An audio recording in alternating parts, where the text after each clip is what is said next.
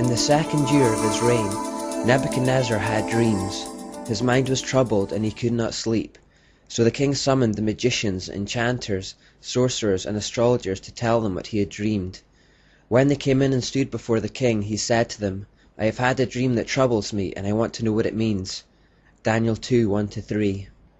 This dream of Nebuchadnezzar's came before his conversion, and as was the norm for a pagan king, he was surrounded by the usual array of astrologers and sorcerers connected with the mysteries, those who would seek to draw their supernatural powers of interpretation from Satan. They couldn't decipher the dream. Daniel, however, could. As you were lying there, O king, your mind turned to the things to come, and the revealer of mysteries showed you what is going to happen.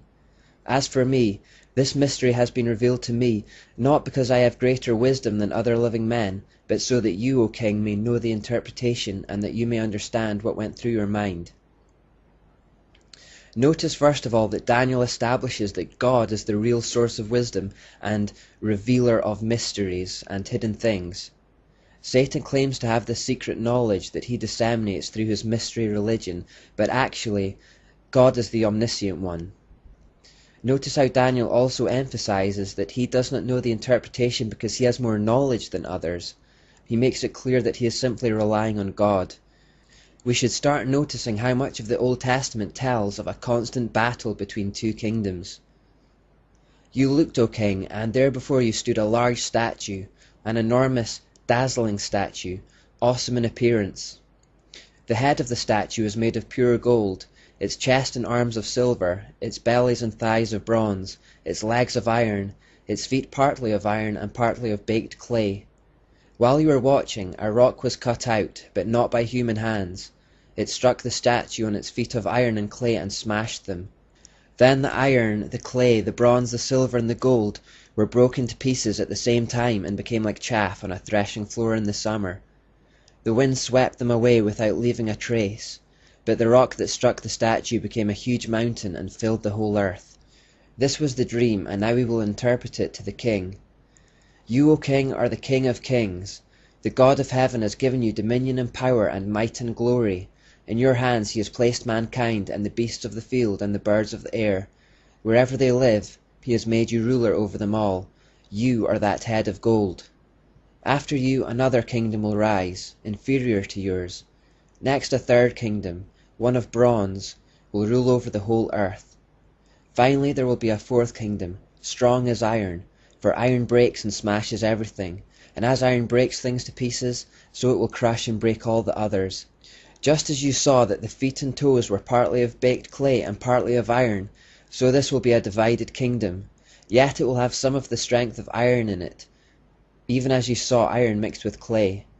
As the toes were partly iron and partly clay, so this kingdom will be partly strong and partly brittle.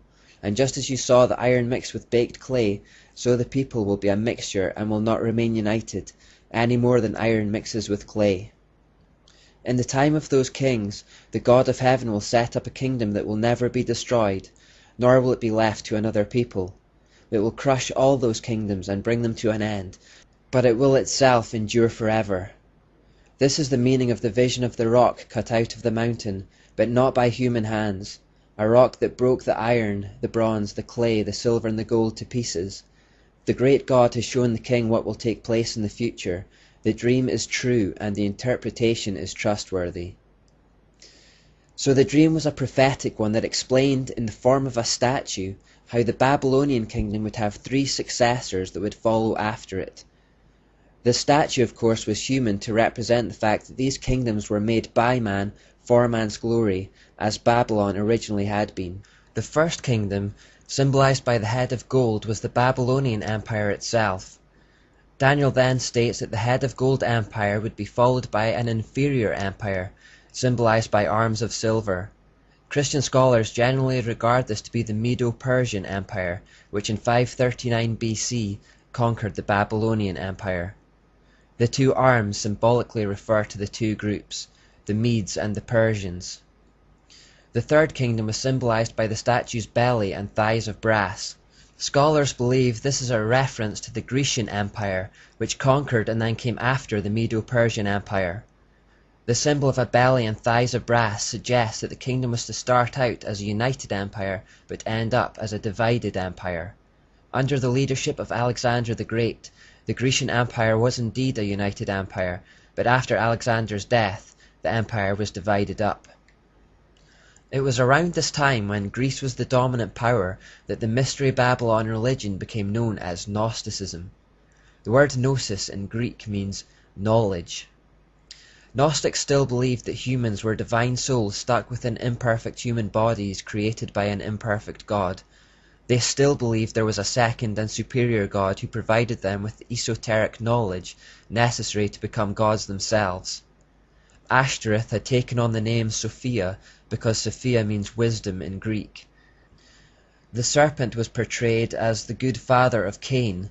Yahweh was portrayed as an unreasonable God who had cursed Adam and Eve wrongly after a temper tantrum. High priestesses were ordained through sexual rituals. There were still blood oaths, secret handshakes, signal symbols, passwords, and fornication as part of worship. In other words, except for a few name changes, the Babylonian religion had survived in its entirety throughout the empire changes. It is from this era that we get the word agnostic. Because those who believed and practiced this religion were called Gnostics, those who did not believe it were considered agnostics. Today the word agnostic is used to refer to someone who says they are unsure or ignorant regarding the existence of God because of a lack of information. Anciently, however, the word agnostic would have identified a person who deliberately desired to remain ignorant of the secret knowledge and rituals through which the Gnostic good God, the serpent, and the mystery religion of Babel might be revealed.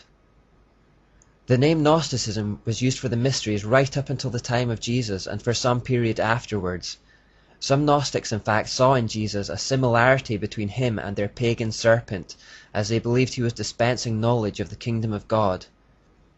Consequently, two Gnostic Christian sects called the Nassenes, so called because in Hebrew Nahas means snake, and Ophites, so called because in Greek Ophis means snake, worshipped the serpent in the alleged identity of Jesus Messiah.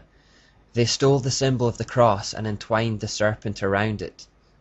You may see the symbol interpreted as Christ crucifying the serpent to the cross wherever it is seen, especially in Catholic graveyards, but its true blasphemous meaning comes from a Gnostic corruption of Christianity. Gnosticism in Greece also heavily influenced the ancient philosophers such as Socrates and Aristotle, who lived around this time. Their ideas were then passed to Plato, and these three are still revered as the fathers of philosophy. Plato is of particular significance for the New World Order, as we'll discover later. Their so-called wise words are still taught to philosophy students around the world, but much of their ideas are simply ancient Babylonian lies. While the mysteries had become known as Gnosticism in Greece, the Jews had come to know it as Kabbalah by this point, which means hidden secrets. It was also known as the oral secret law. Kabbalah developed mainly through a man called Philo, who adapted or inverted many parts of the Old Testament to fit with Babylonian mysticism. Kabbalah gained a fair amount of popularity in the 200 years prior to Jesus. Today Kabbalah has made something of a resurgence, particularly amongst the rich and famous. It's just the Babylonian mysteries by another name. So to recap, the first kingdom in Nebuchadnezzar's dream was Babylon, the second was Medo-Persia, and the third was Greece. What was the fourth? The fourth symbol, as seen in Nebuchadnezzar's dream and interpreted by Daniel, that of iron legs and feet that were part iron and part clay, represents the mighty Roman Empire, which conquered the Grecian Empire. The Roman Empire has shaped the history of Europe and the world ever since. Two final things to say about the statue in Nebuchadnezzar's dream. Firstly, notice how the value of the metals degrades over time. We start off with gold representing Babylon and end with iron and clay representing Rome. This represents the fact that man-made kingdoms are deteriorating over time. The second point about the statue is that although the value of the metals decreases over time, their strength increases until it becomes iron. This means that as we degenerate in morality, we increase in force, and adopt the mentality put forward by Friedrich Nietzsche that might makes right.